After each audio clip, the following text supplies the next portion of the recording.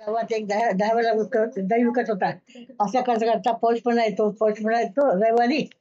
तर रविवारी त्याची बायको म्हणते, आज तुम्ही लवकर या, आज आपण काहीतरी गोड करू. म्हणते ठीक आहे. हा आपला जे सकाळी उठून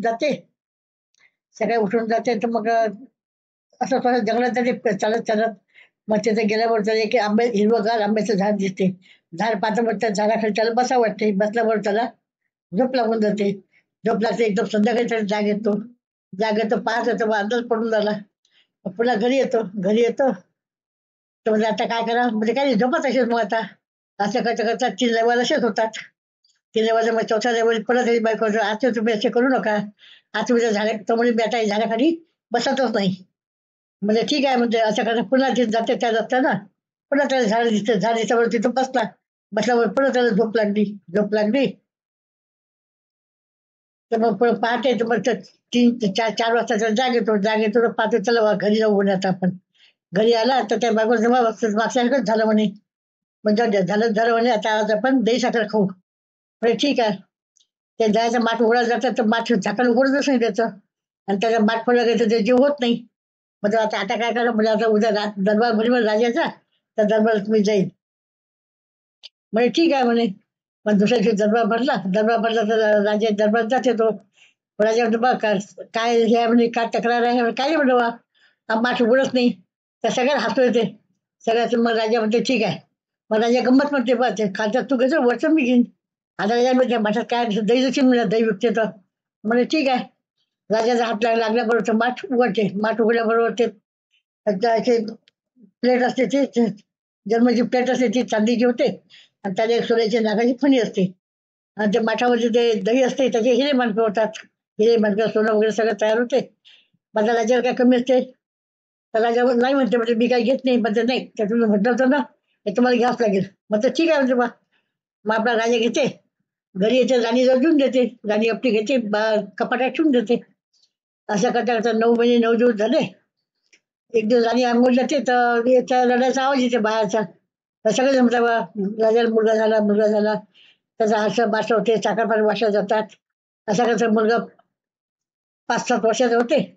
मग माझी मुंज झाली, मग आता लग्न करायचं. 10व्या वर्षी त्याचं लग्न करतात तर म्हणजे आता लग्न करतात त्याची बायको खूप सुंदर असते. अशा करतात येतात ते गवळणी येतात तर म्हणजे बघ ते दही आता त्या लाकण्या ज्या कोण लाकण्या असतात त्या खूप सुंदर असतात. हिला भुरं पडते म्हणजे बा इतक्या सुंदर म्हणे ह्या. आणि दही विकून झाल्या ह्या. त्या दही विकायसाठी येतात. मग त्यांना बोलवते गच्चीवर पाहते ते या म्हणे इथे. मग ते येतात. इकडच्या तिकडच्या गोष्टी होतात म्हणे, काय म्हणे तुझा नवरा काय करतो काही नाही, इकडच्या त्या गोष्टी होतात. मग ते आता असं कर म्हणे, तुझ्या नवऱ्याला खूप चांगलं लोटांगणे घेता येते म्हणे. मला माहितीच नाही म्हणे. मला कधी सांगितलंच नाही म्हणे. तुला लोटांगणे घेता येते म्हणून. म्हणजे बरं तू करायलाच लागू दे. म्हणजे ठीक आहे म्हणे. हे आपल्या पुन्हा हट्टी पेटते तर म्हणते बा हा आता असं कर म्हणे. म्हणजे आई सांगते फुलाची शेज वगैरे तयार करतात. आणि म्हणजे मी मोठा लाग झालो की म्हणे अंगठी ओवून शान टाकून अंगठी ओवायची म्हणे. म्हणजे बरं ठीक आहे. मग मोठ्या लोटांगण करता मोठा लाग होते 5 फणाचा. 5 फण लागल्यावर त्याची बायको ते बेशुद्ध पडते. बेशुद्ध पडल्याबरोबर त्याची आई मग हे करते. शान टाकून अंगठी ओवाळते तर पुन्हा जसं तसं चांगलं होऊन जाते. मग पुन्हा काही दिवसात ते गवळणी येतात. दही घ्या दही तिला पुन्हा ते बोलावते. त्यामध्ये कसं होतं नवऱ्या लोटांगण कसं खेळलं म्हणे, खूप छान केलं म्हणे, मला खूप आवडलं. मग ह्याचं काहीच नाही म्हणे. तुझ्या नवऱ्या म्हणे चांगलं हे करतात म्हणे. 9 लाख सोन्याची फुलं करतात त्या नदीत. माझा हे तर मला माहितच नाही म्हणे. मी आता पुन्हा हट्टात धरते म्हणे. पुन्हा ते हट्टाला पडते. तर हा मग राजाचा मुलगा म्हणते तू आता याचे मग तुला कोणी सांगितलं, मी सांगते. तेव्हा आपल्या इथे त्या गवळणी आल्या होत्या त्यांनी सांगितलं, हा समजून जाते त्या गवळणी कोण आहे. मग तो म्हणते त्यांच्या म्हणते तू ऐकू नको. तू ऐकलं तर पस्तावशील म्हणे. ते काही नाही म्हणे. मला काही हे नाही, मला ते 9 लाख सोन्याची फुलंच पाहिजे. म्हणजे ठीक आहे म्हणते. मग परत तो दिवस ठरवतात. दिवस ठरवला. दिवस ठरवून मग हे करतात. सगळे राजे महाराजे सगळे येतात नदीकाठी. सगळं मोठा मंडप टाकले जाते.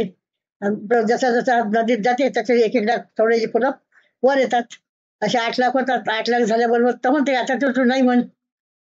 पण ह्याची हट्टी पेटली म्हणजे नाही, पाहिजे तर पुढे 9 लाखच पाहिजे.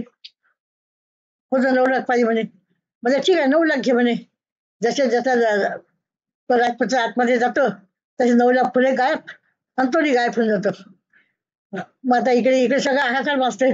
राजा मुलगा गेला, मुलगा गेला. मग आता हिचे आई वडील तो इथं आलेले असतात आणि त्याचे आई वडील असतात तिथंच.